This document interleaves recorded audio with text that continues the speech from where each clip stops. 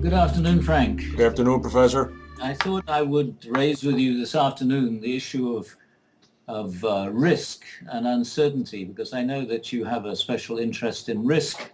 And it seems to me, looking at what's happened in the world over the last week, that things are becoming more and more uncertain. One just doesn't know from one day to the next what's going to happen. And things used not to be like that. And it's worth taking a moment to work out why that should be, and whether it means that we are actually now living under a higher level of risk than we were before.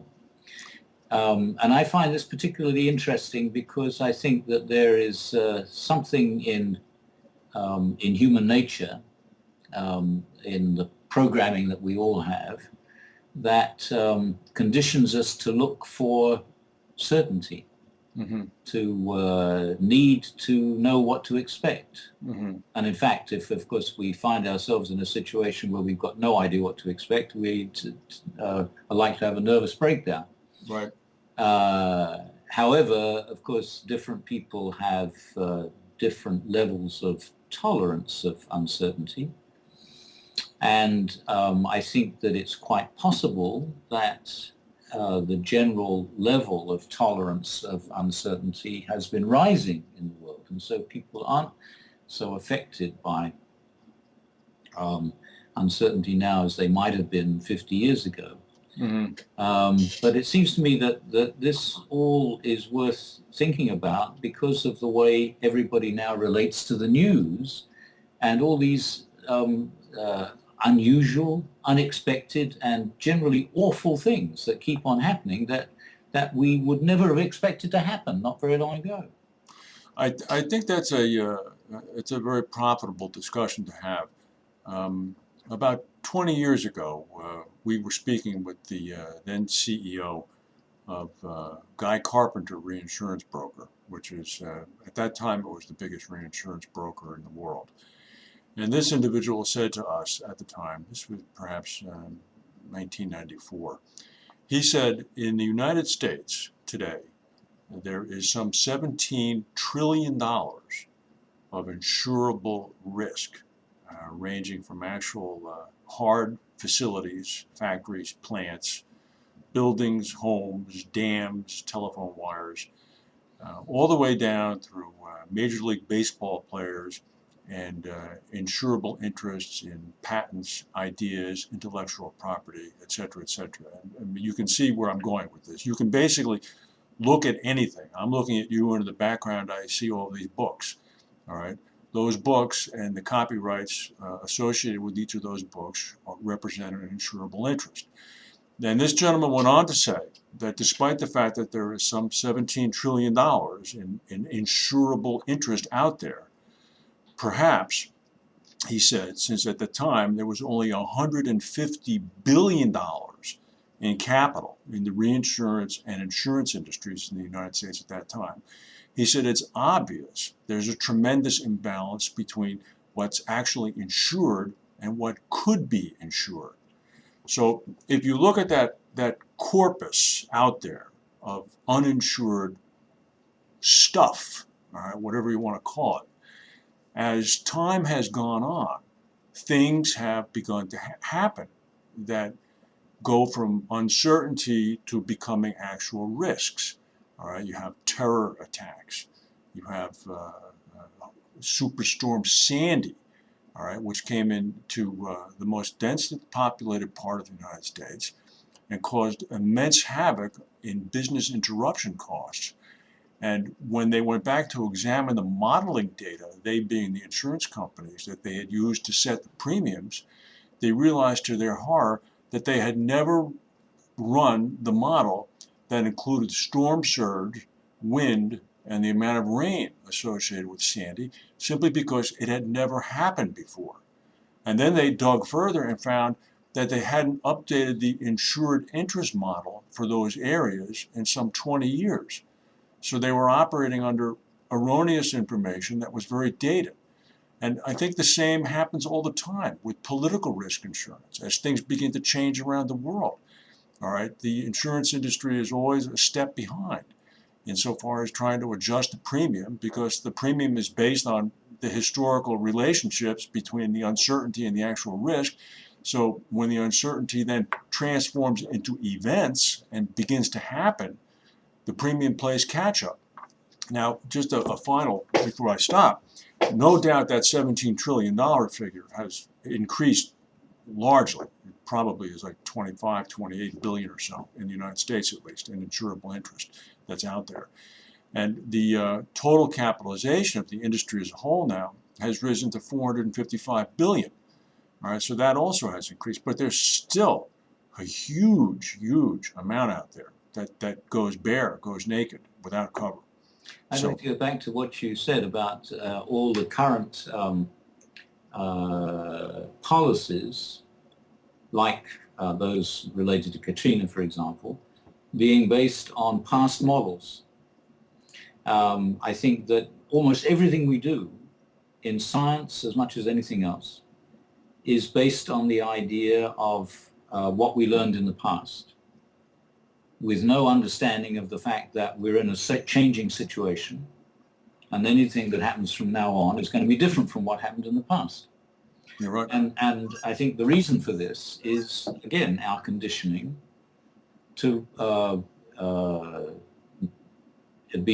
insist on knowing what to expect.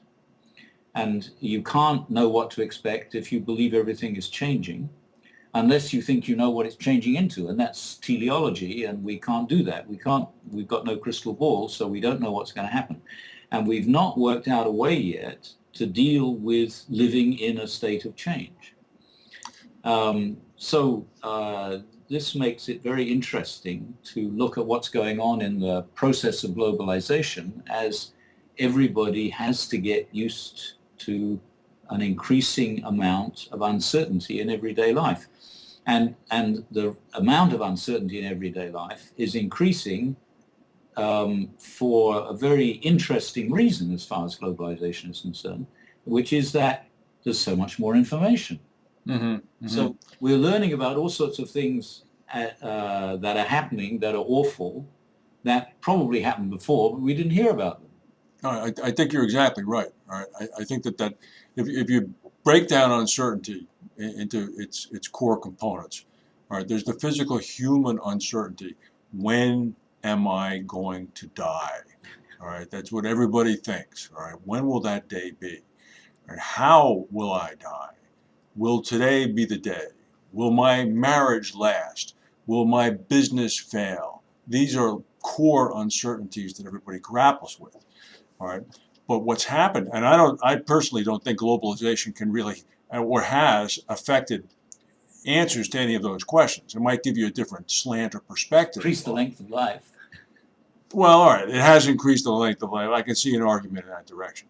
But what globalization has also done is it has brought in this additional wave, this carload of information that has now been like plopped on one's mental desk, and it's like, oh my God, I didn't know this. I wasn't aware of this. I didn't know that this could happen, and I don't know necessarily how constructive that is. But at the same time, it's also raised the level of awareness of an increasing number of populations throughout the world that are not only supplying information that they wouldn't have supplied before, but are interested in what's happening elsewhere.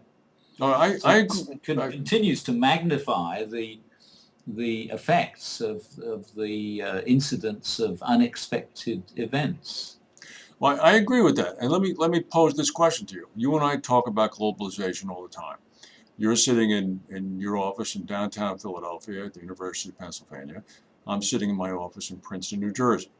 If you and I were having this discussion and we were both Papuan New Guinea residents, living in a place where electricity was available only for an hour a day, would we be having a different discussion? Would we be talking about the wonderful, wonderful benefits of globalization? How now finally I and you are able to understand what's going on in the United States and being able to see how the pieces are fitting in between world powers and global businesses. I mean, is the difference? I mean, we keep talking about the raising of the standards, but in raising of the standards to reach some horizontal level where everybody is sort of at the same place, that means that somebody at the top is either slowing down in their progress or perhaps entropy-wise beginning to come back down toward the median. I mean, is this a different discussion? No, it's all part of the same discussion, very much a part of it. The point is that at the moment, every community everywhere in the world is at a different stage of this process of change. And people like the communities up in the highlands of New Guinea who were not contacted in any, what should I say, consistent way by anything outside New Guinea until 1972, we were among the latest peoples to be contacted by the international community. They're just changing faster. Okay. And they may not have caught up with us yet, but the rate of change in their communities is faster than what it is in ours, because we've been changing faster since, say, the 17th century was when it really took off. And now there are people in the northwest of the Amazon basin who are desperately trying to stop being contacted by the Brazilian government or the Peruvian government. And there are some Westerners, of course, who want to help them stop being contacted, and other people who think, what's the point? And I mean, obviously, sooner or later, they're going to be contacted. And there's, what right do we have to keep them in a glass case? Because sooner or later, they'll have habitat problems. We can't both keep them the way they are uncontacted and conserve their habitat for them. So there's all sorts of problems like this. And of course, there's another movement that's so worried because languages are becoming extinct. And we're down from, 7,000 odd languages in the world that linguists thought they could count, down to 5,000 already. And the number is reducing fast. But once again, that's a part of the process of language divergence and merging, like cultural divergence and merging ever since the beginnings of prehistory. And I don't think it's anything we can change. What we need to do is to understand it more. And if we were to try to stop it happening, we would be trying to prevent change. And if we prevent change, we're deciding unilaterally to hold some people back, which we don't have the right to do. Even though some people apparently independently choose to opt out? They can opt out to the extent they're capable of doing it, but I don't think that the people who want to help them do it have the same objectives as the people who are trying to.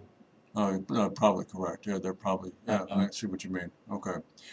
Well, it's very interesting to me because I mean, obviously I see the benefits of increased communication with other people, and I certainly can see how, directionally speaking, it's going to be a tremendous achievement for mankind once this.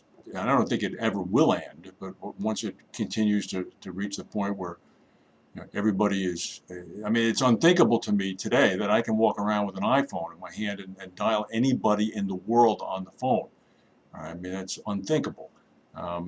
Whereas I can remember growing up, making a long distance call across the country was like a huge event.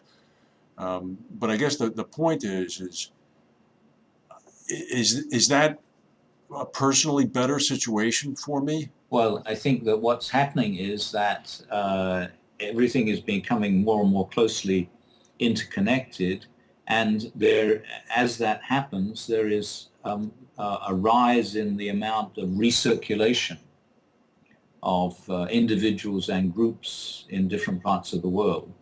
So, and this recirculation will maintain the process of continuing cultural and linguistic divergence and merging, but it will work differently from the way it's worked in the past when we didn't have remote communication and things stayed separate for a long time.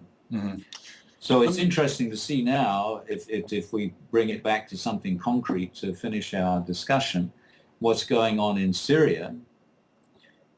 because we know so much from the outside about what's going on in Syria now, and the people in the different parts of Syria know so much about what's going on in other parts. And there's so many different sorts of people participating in the formation of public opinion about what should be done about it. Yes, yes. And this could never have happened before.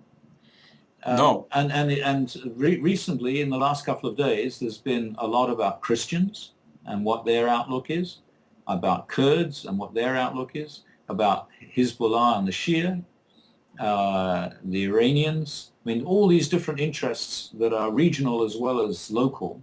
No, that's a very good point, actually. For the first time now, we do know where they stand in the conflict. And finally, Kerry and Putin are going to bring together an international meeting to talk about all these things. I did see that. Instead of just doing what we did a decade ago, which is send the troops in. Right, right. Well, I think it's there's still a lot of lack of clarity here. I mean, the nerve gas, the use of the sarin now is being attributed to the rebels, at least according to reports over the weekend. But nobody seems to nobody knows what happened. There's just some sarin escaped somehow, but nobody knows. And with the Israelis' action with their bombing, bringing the role of Hezbollah and the Iranians to the forefront, I mean, it's caused even serious people to sit back and go, well, après-moi, le deluge. What's going to happen when Assad leaves? I mean, is it really going to be? The Israelis are now talking to the Turks again, and the Turks and the Israelis at opposite ends of geographically of the problem have not the same interests in what's going on, but interests that give them some sort of reason to collaborate. Mm-hmm. One becomes even more curious about what I should say is going on. Well, Assad has been that family has been a survivor for a long time. We'll see what happens. Yeah. Well, and also next time we talk, we'll know what the election result is in Iran, Pakistan. And well, when is the Iranian election? That's the middle of June. Okay, so the Pakistani election is coming up this week. Saturday. Yeah. Saturday. Okay. All right. Well, Brian, thanks very much.